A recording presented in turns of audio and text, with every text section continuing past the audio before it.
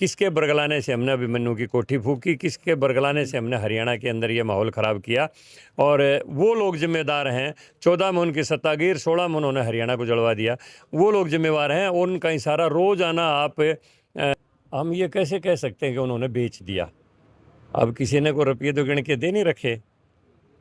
हो सकता है उन्होंने एक पैसा भी किसी से नहीं लिया और उन्होंने बीजेपी की नीतियों में विश्वास करते हुए कांग्रेस के विरोध में वोट दिया है। भाई कांग्रेस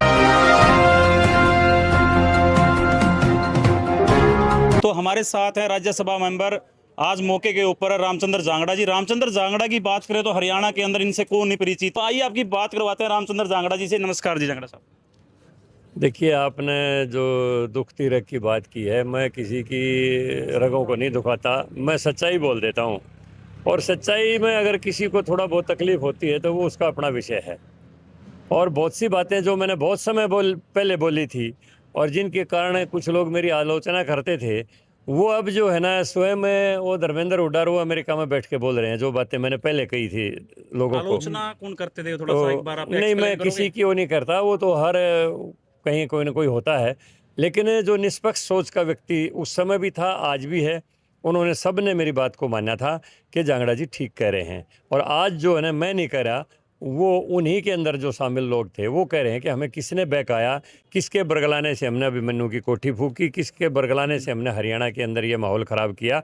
और वो लोग जिम्मेदार हैं जो सत्ता की भूख जो है ना थोड़े से दिन भी बर्दाश्त नहीं कर सके।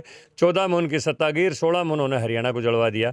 वो लोग जिम्मेवार हैं। उनका इशारा रोज़ाना आप किसी न किसी रील में जो है ना, विदेश में स्वदेश में जो बैठे हैं, जो लड़के बेचारे जो जिन्होंने 10 साल यातनाएं झेली हैं, मुकदमे झेले हैं, वो स्वयं इस कहानी का बखान कर रहे हैं। अब मेरी कहने की कोई ज़रूरत नहीं है। क्योंकि सर अगर बात करें उस टाइम तो मौके के ऊपर बीजेपी की सरकार थी, जब वो एक धर्मेंद्र हुड्डा नाम का लड़का बार बार बयानात कर रहा है चौधरी भूपेंद्र सिंह हुड्डा के बारे में। थोड़ा इसके बारे में एक बार ब्रीफ करोगे? देखिए, मेरा ये मानना है कि माननीय मनोहर लाल जी ने काफ़ी संयम से काम लिया, क्योंकि ये चाइना नहीं है जहाँ कम्युनिस्ट सरकार और हम थियाननमेन चौक बना दें और 10,000 छात्रों को एक दिन में बुलडोज़रों से रौंद दें। ये भारत एक डेमोक्रेटिक कंट्री है, लोकतांत्रिक देश है। और इसमें लोकतांत्रिक तरीके से ही किसी आंदोलन को अगर शांत किया जाए तो वही उसकी लोकतंत्र की सुंदरता है। तो मनोहर लाल जी ने यही कहा कि भाई ठीक है, कुछ लोगों ने साजिशन हमारा माहौल भी ख़राब किया है समाज का और प्रदेश की आर्थिक स्थिति को भी नुकसान पहुंचाया है, लेकिन हम उनकी तरह नहीं करेंगे। 32 जो हमारे युवा मरे हैं वो भी बहुत बड़ी क्षति है उन परिवारों की। हम उनको भी साथ के साथ मुआवजा देने के साथ साथ जिनकी आगजनी की भेंट संपत्तियां चढ़ गई उनको भी मुआवजा दे के वापस उनके पैरों पर खड़े करेंगे।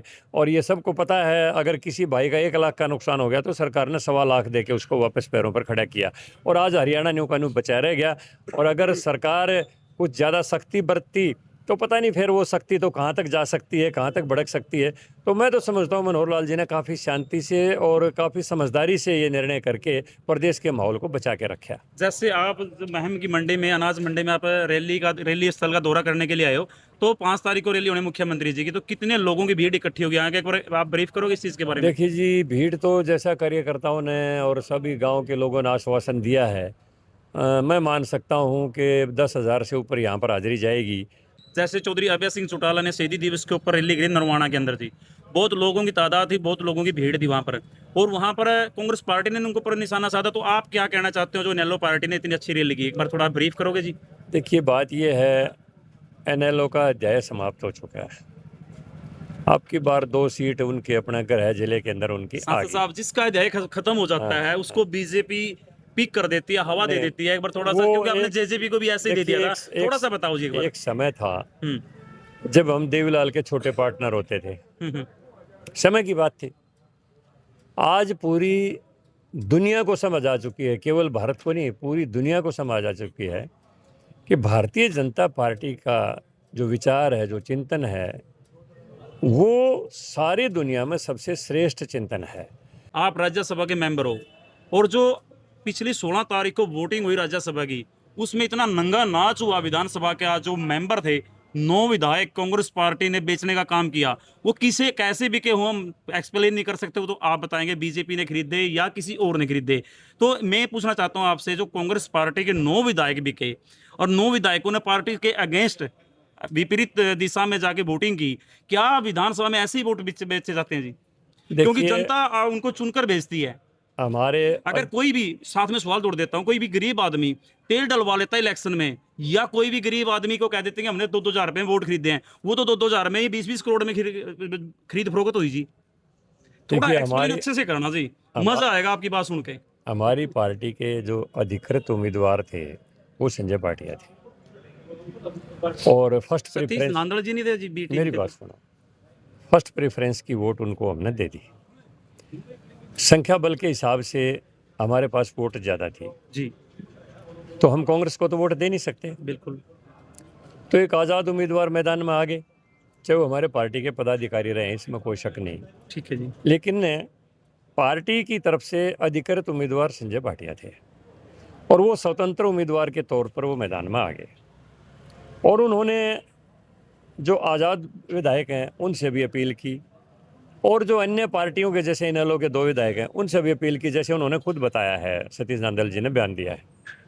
अब हमारे सामने तो यही था कि हम उसको जितनी हमारी वोट जो बचती हैं वो आज़ाद उम्मीदवार को हम समर्थन देते हैं, और हमने वो दिया है। जी बाकी वोटों को मैनेज करना या किसी से अपील करना वो उनका अपना विषय था। लेकिन एक ही बात भारतीय जनता पार्टी से बयान गया था कि व्हिप जारी नहीं होता है कभी भी, राज्यसभा के चुनाव के अंदर व्हिप जारी नहीं होता है। कोई भी उम्मीदवार किसी की भी वोट दे सकता है, उसमें एक ही बात जाती है कि आत्मा की आवाज़ के ऊपर सब लोग अपनी वोट दे दें, और भारतीय जनता पार्टी ने यही बयान दिया था कि अपनी आत्मा की आवाज़ पर सब लोग वोट दे दें। अब जो लोग कांग्रेस के अंदर बैठ के जिन्होंने अपनी क्रॉस वोट की, या कुछ वोट गलती से कैंसिल हुई, वो सही तौर पर अपने विधायकों का प्रशिक्षित नहीं कर पाए, या उन्होंने जानबूझ के की, ये कांग्रेस का विषय है। लेकिन ये मैं मानता हूँ कि कांग्रेस के अंदर भी बहुत लोग, जैसे जर्नैल सिंह जोरतिया का विधायक, वो तो क्लियरली बोला है कि भाई हमने नायब सिंह सैनी जैसा कोई मुख्यमंत्री आज तक देखा ही नहीं, जो विपक्ष के विधायकों के भी शादी में, ब्याह में, मरने में, दुख में, सुख में ऐसे जाते हैं, वो कोई भी भेदभाव नहीं करते, भाई ये पक्ष का विधायक है, विपक्ष का विधायक है। ना कभी ग्रांट देने में कोई कंजूसी करते कि भाई मैंने 5 करोड़ रुपये हर विधायक को दिया है तो ये हमारी पार्टी का है या नहीं है। वो खुद जर्नैल सिंह ने इतनी बड़ाई की है, और उसको भी नोटिस दिया है कांग्रेस ने। अब कांग्रेस के आदमी बैठे कांग्रेस में हैं, किसी भी वजह से कांग्रेस से चुनाव लड़के आए हैं, और उनकी आत्मा अगर मोदी में और नायब सिंह सैनी में पड़ी है तो कांग्रेस को सोचना चाहिए। हम क्या कर सकते हैं इस विषय में। एक वोट, अगर एक वोट बीजेपी पार्टी का भी कैंसिल, ऐसा कुछ हुआ है? ऐसा कुछ नहीं हुई है, एक वोट कैंसिल हुई है। किसका हुआ वो?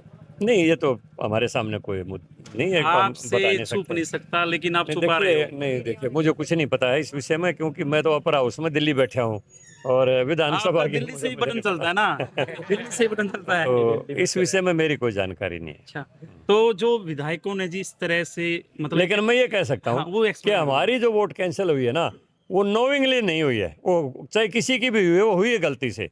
जैसे कांग्रेस वाला ने तो क्रॉस वोट की है, तो वो तो जानबूझ के करेगा क्रॉस वोट तो आदमी। जी लेकिन हमारी अगर किसी की भी भाई की हुई है, तो वो नोविंगली नहीं हुई है, वो उसकी गलती से हुई। जिसने वोट कैंसिल किया है, वोट कैंसिल करने का मतलब होता है कि राज्यसभा का सांसद है, जैसे जी रामचंद्र जांगड़ा जी और अजीत जी, वहां पर विधायक वोट डालने के लिए गए, उन्होंने वोट दिखाया जी हम आपका वोट डाल रहे हैं, फिर वो कैंसिल करता है ना, कितनी बड़ी बात है जी, कितनी बड़ी बार्गेनिंग है, ये धोखा है ये। आप बताओ इसके बारे में थोड़ा सा। देखिए, भूपेंद्र हुड्डा अपने सभी विधायकों को लेके और हिमाचल चला गया था, और सबको इकट्ठा सैर लाया, सपाटा भी किया। सबको इकट्ठा लाया बस में बिठा के, और हर एक विधायक गया, उसके साथ ही गए वो 2 जो उनके बैठे थे, एक तो भूपेंद्र हुड्डा खुद और एक केंद्र से उनके पदाधिकारी थे, जी दोनों बैठे थे बीके हरि चुनाव में प्रसाद। एजेंट के तौर के ऊपर। बीके हरि प्रसाद जो बैठे थे, वो प्रत्येक विधायक के साथ गए पर्दे तक। अब पर्दे के पीछे अगर वो विधायक करता है तो उसकी आत्मा मेरी समझ में इधर पड़ी है मोदी में, और शरीर वहाँ पड़ा है। मतलब राजनीति में पर्दा है, पर्दा, पर्दे के पीछे क्या है? अच्छा ये बताइए जी, लास्ट में आपसे एक सवाल है, जैसे उन्होंने वोट जैसे बेचना था वो बेच दिया, लेकिन ऐसे ये करना क्या एक इस तरह का जो सार्वजनिक तौर पर जो 36 बिरादरी वोट देकर चुन के बेचती है, किसी पार्टी को अपना विधायक बनाती है, उसके बाद भी ऐसे किया जाता है, तो कितना मतलब उसके जनता के लिए एक दुखदायी बात है, जो उनके वोटर थे। बात ये है, हम ये कैसे कह सकते हैं कि उन्होंने बेच दिया? अब किसी ने को रुपये तो गिन के दे नहीं रखे, हो सकता है उन्होंने एक पैसा भी किसी से नहीं लिया, और उन्होंने बीजेपी की नीतियों में विश्वास करते हुए कांग्रेस के विरोध में वोट दिया है। भाई कांग्रेस का जो आज का ज़माना है वो कांग्रेस का नहीं है, आने वाला भविष्य भी कांग्रेस का नहीं है, इसलिए उन्होंने अपनी आत्मा से वोट दिया है। हम कैसे कह सकते हैं भाई इनको इन्होंने बेच दिया? बेचने का आरोप हम कैसे लगा सकते हैं? तो ये थे हमारे साथ राज्यसभा सांसद रामचंद्र जांगड़ा जी, जो राजनीतिक तौर पर बीजेपी पार्टी से जुड़े हुए हैं, राज्यसभा सांसद हैं। तो कमेंट सेक्शन में बताएं रामचंद्र जांगड़ा जी से हमने जो सवाल किए हैं कि राज्यसभा के लिए विधानसभा में जो वोट बेचे गए थे विधानसभा के मेंबरों के द्वारा, वो कितने मायने में सही थे या गलत थे।